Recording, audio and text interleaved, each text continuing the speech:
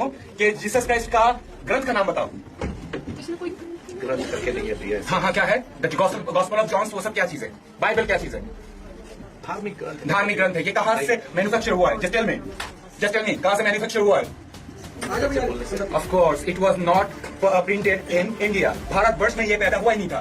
विदेशी क्रिश्चियन लोगों का, विदेशी भाषाओं का बाइबल हमारे इंडिया में क्या जाएगा? नहीं, हमारा क्या है? चारों वेद है, मनुस्मृति है, उपनिषद है। हम कोई भी क्रिश्चियनों का बाइबल को फॉलो नहीं करेंगे। Am I clear? Yes, I am clear. అన్న మంచి చూసింది అన్నట్టుండు. అన్న ప్రాబ్లం ఏంటంటే యేసుప్రభు కానీ బైబుల్ కానీ క్రిస్టియానిటీ కానీ ఇండియాకి చెందింది కాదు, కాబట్టి నేను దాన్ని ఫాలో కాననేది అన్న పాయింట్. ఎవరిని విమర్శించొద్దు, మానవత్వంతో ఆలోచిద్దాం.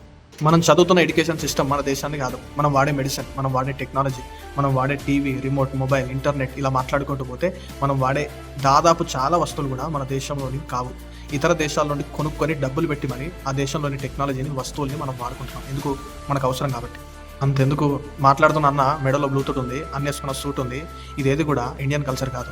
ఎక్కడి నుంచి వచ్చిందో అన్న తెలుసుకోవాలి. మరి భారతదేశంలో ఉన్న మనం ఇతర దేశాల వస్తువుల్ని, టెక్నాలజీని ఏది వాడినా మనం ఇండియన్సే. అంతెందుకు భారతదేశంలో ఉన్న వాళ్ళు పోయి ఇతర దేశాల్లో సెటిల్ అయినా వాళ్ళు ఇండియన్సే. కానీ ఒక ఇండియన్ యేసుప్రభుని నమ్మితే వాడు ఇండియన్ కాదు. ఒక ఇండియన్ బైబుల్ని నమ్మితే వాడు ఇండియన్ కాదు. ఒక ఇండియన్ చర్చికి పోతే వాడు ఇండియన్ కాదు. అసలు వీళ్ళ ప్రాబ్లం ఏంటి? నేను ఇండియన్నా కాదా అనేది వీళ్ళ ప్రాబ్లం కాదు. నేను యేసుప్రభుని నమ్మడం వీళ్ళ ప్రాబ్లం. నేను వీళ్ళ ధర్మాన్ని, వీళ్ళ విశ్వాసాన్ని నమ్మకపోవడం వీళ్ళకి ప్రాబ్లం. నేను ఇంగ్లీష్ మాట్లాడినంత మాత్రాన నేను బ్రిటిష్ అని అయిపోను. నేను ఇతర దేశాల టెక్నాలజీని, మొబైల్ని వాడినంత మాత్రాన నేను ఆ దేశస్తుని అయిపోను. నేను యేసుప్రభుని వెంబడించినంత మాత్రాన, నేను బైబిల్ని నమ్మినంత మాత్రాన నేను ఇండియన్ని కాకుండా పోను. ఎందుకనంటే నేషనాలిటీ అనేది, దేశ వారసత్వం అనేది నా పుట్టుక ద్వారా నాకు వచ్చింది. నా విశ్వాసం అనేది నేను నమ్మడం ద్వారా నాకు వచ్చేది. వ్యక్తిగతంగా ఉండే నా విశ్వాసానికి, నా నమ్మకానికి లేదు నువ్వు ఏ దేశంలో ఉంటే ఆ దేవుడిని, నువ్వు ఏ దేశంలో ఉంటే ఆ దేశంలోని హయ్యెస్ట్ రిలీజియన్ని నమ్మాలని రూల్ పెట్టడం ఎంతవరకు కరెక్ట్? ఒకవేళ అదే రూల్ కరెక్ట్ అయితే ఈ రోజున మనం ఏ దేశానికి వెళ్తే ఆ దేశంలోని రిలీజియన్నే నమ్మాల్సి వస్తుంది. మరి నువ్వు ఇదే దేశంలో పుట్టినావు కాబట్టి ఇదే దేశంలో మన పూర్వీకులు ఇచ్చిన ధర్మాన్నే నమ్మాలి అని అంటే, ఇప్పుడు నాకు చెప్పండి, మన పూర్వీకులు ఇచ్చిన వస్తువులనే మనం వాడుతున్నామా? ఒకప్పుడు వాళ్ళు సైకిల్ దొక్కిన మనం ఇప్పుడు సైకిల్ దొక్కుతున్నామా? బండ్లలో, కార్లలో దిగట్లేదా? ఒకప్పుడు వాళ్ళు గుడిసెలో బతికిన ఇప్పుడు మనం బిల్లులు కట్టుకొని బతకట్లేదా?